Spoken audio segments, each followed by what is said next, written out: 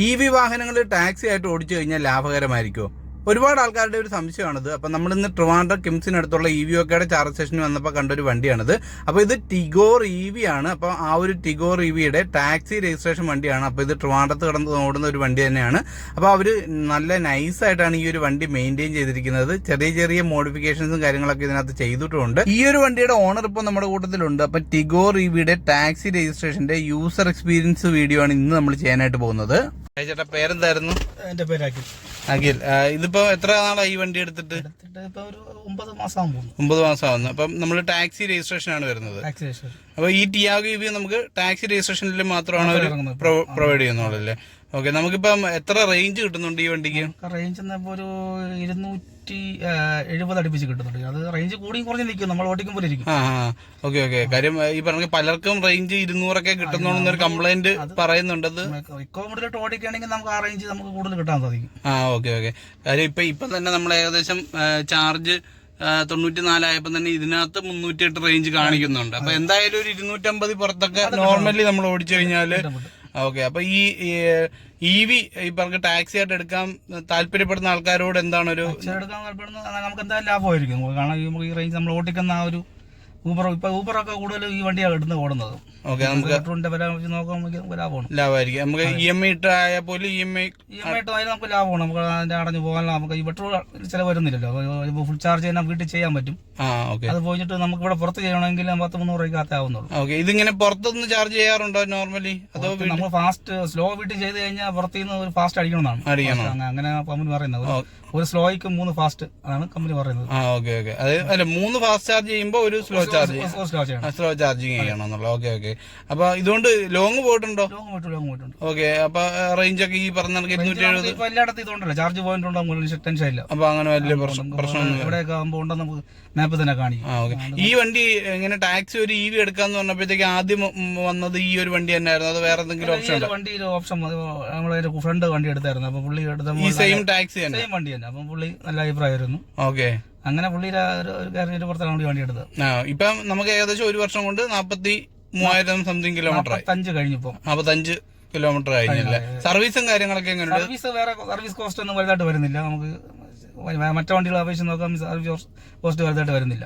Okay, നമുക്കിപ്പം service കംപ്ലൈന്റുകൾ ഏറ്റവും കൂടുതൽ ആൾക്കാർ പറയുന്നത് ടാറ്റയ്ക്ക് സർവീസ് മോശമാണെന്നുള്ളത്. അപ്പൊ അങ്ങനത്തെ രീതിയിൽ സർവീസ് അത് ചെറിയ നമുക്ക് വരുന്നുണ്ട്. ടാറ്റയുടെ അപേക്ഷിച്ച് നോക്കാം. പക്ഷേ ലെക്സൻസായിട്ട് നല്ല അഭിപ്രായം. സർവീസ് എവിടെയാണ് കൊടുക്കുന്നത്? തിരുവനന്തപുരത്ത് പള്ളിച്ചിൽ കൊടുക്കുന്നുണ്ട്. പിന്നെ ഇവിടെ സ്റ്റാച്യൂലുണ്ടല്ലോ. കൂടുതൽ ലെക്സൻ ടാറ്റയിൽ തന്നെയാണ് സർവീസ് അവിടെ കൊടുക്കുന്നത്. Okay okay. ഞാൻ പിന്നെ ഈ ഒരു വണ്ടിയിൽ എടുത്ത് പറയാനാണെങ്കിൽ കുറച്ച് മോഡിഫിക്കേഷൻസ്, ഈ സ്റ്റിയറിംഗ് ഒക്കെ ഭയങ്കര അട്രാക്റ്റീവ് ആയിട്ട് തോന്നിയിട്ടുണ്ട്. പിന്നെ ഈ പറയുന്ന നമുക്ക് ആ സൈഡ് മിററിന്റെ കൂട്ടത്തിൽ, അപ്പൊ അതൊക്കെ ചേട്ടന്റെ ഒരു ഐഡിയ ആയിരുന്നല്ലേ? നമുക്ക് ഓട്ടിക്കാൻ കംഫർട്ട് ആയിട്ട് കിട്ടും. മറ്റൊരു ഹാർഡ് ആയിരിക്കും, സോഫ്റ്റ് ആയിരിക്കും. Okay okay okay. Gear system നമ്മൾ കൂടുതലും കോൺസെൻട്രേഷൻ കൊടുക്കുന്ന സ്റ്റിയറിംഗിലല്ലേ, വേറെ നമ്മൾ ഇവിടുത്തെ വേറെ ഒന്നും വരുന്നില്ല. നമുക്ക് കുറച്ച് സോഫ്റ്റ് ആയിട്ട് ഇരിക്കാനുള്ള ചെയ്തു. യാത്ര കംഫർട്ട് എങ്ങനെയുണ്ട്? കംഫർട്ടും വേറെ കൊടുക്കുക കാര്യങ്ങളോ അങ്ങനെ സാധാ വണ്ടികൾ ഓടിക്കുന്ന ക്ഷീണവും കാര്യങ്ങളൊന്നും ഇല്ല. ഇല്ല. സൈലന്റ് ആണ്, ഒറ്റപ്പാട് ബഹളമൊന്നുമില്ല. നമുക്ക് എവിടെ വേണമെങ്കിൽ കൊണ്ടുപോകാം. അഡീഷണൽ ഫിറ്റിംഗ് ആയിട്ട് നമുക്ക് ഈ പറഞ്ഞ ഈ ക്യാമറ, ഡാഷ് ക്യാമറ നമുക്ക് ഇപ്പോൾ എന്തായാലും നമുക്ക് വേണം. കാരണം നമുക്ക് ഡാഷ് ക്യാമറ ഒരുപാട് ഉപകാരമുണ്ട്. കാരണം കഴിഞ്ഞ ഒരു ദിവസം നമുക്ക് വണ്ടി അവിടെ ഇട്ടിട്ട് പോയാലും എന്തെങ്കിലും തട്ടാമുട്ട പറ്റിയാലും ആരുടെ ഭാഗത്താണ് തെറ്റാണോ, നമ്മൾ വണ്ടി കൊണ്ടുപോയി നമ്മുടെ ഭാഗത്തല്ല തെറ്റെങ്കിൽ പോലും ക്യാമറ ഉണ്ടെങ്കിൽ നമുക്ക് അത് പ്രൂവ് ചെയ്യാനായിട്ട് സാധിക്കും. അതെന്തായാലും ഉപയോഗം. വണ്ടി ഇടിച്ചിട്ട് പോയാലും നമുക്ക് കറക്റ്റ് പോക്കാൻ പറ്റും. പിന്നെ എല്ലാവരും ചോദിക്കുന്ന ഒരു ചോദ്യമാണ് ഈ പറയണെങ്കിൽ 1,60,000 കിലോമീറ്റർ മാത്രമേ ഉള്ളൂ ബാറ്ററിക്ക് വാറന്റി പറയുന്നത്. അപ്പൊ അത് കഴിഞ്ഞാൽ എന്താണ്, ടെൻഷൻ ഉണ്ടോ? അങ്ങനെ വല്ല ടെൻഷൻ ഉണ്ടോ? കമ്പനി 5 വർഷത്തെ ഇതാ പറയുന്നത്. ആ ഒരു സമയം കൊണ്ട് നമ്മൾ ഈ ഇൻവെസ്റ്റ് ചെയ്ത പൈസ നമുക്ക് മുതലാക്കാൻ പറ്റും. അപ്പൊ കംപ്ലൈന്റ് കാര്യങ്ങളൊന്നും വരുന്നിട്ടില്ല. ഓക്കെ, അപ്പൊ 1 വർഷം കൊണ്ട് ഏകദേശം 45,000 കിലോമീറ്റർ എന്ന് പറഞ്ഞത് കഴിഞ്ഞാല് അതൊരു നല്ല കിലോമീറ്റർ തന്നെയാണ്. കാര്യം ഈ പറഞ്ഞ ഇപ്പൊ 46,000 സംതിങ് കിലോമീറ്ററോളായി. അപ്പൊ അതൊരു നല്ല കിലോമീറ്റർ തന്നെയാണ്. ഈ പറഞ്ഞ EMI ഇട്ട് കഴിഞ്ഞാൽ നമുക്ക് കൺസിഡർ ചെയ്യാൻ പറ്റുന്നത് തന്നെയാണ് ഈ പറഞ്ഞ ടിയാഗോയുടെ EV. അത് ടാക്സി. അപ്പൊ എനിക്ക് തോന്നുന്നത് ഈ ഒരു മോഡല് നമുക്ക് ഈ പറഞ്ഞ അവര് ടാക്സി ആയിട്ട് മാത്രമായിരിക്കും രജിസ്റ്റർ ചെയ്ത് തരുന്നത്.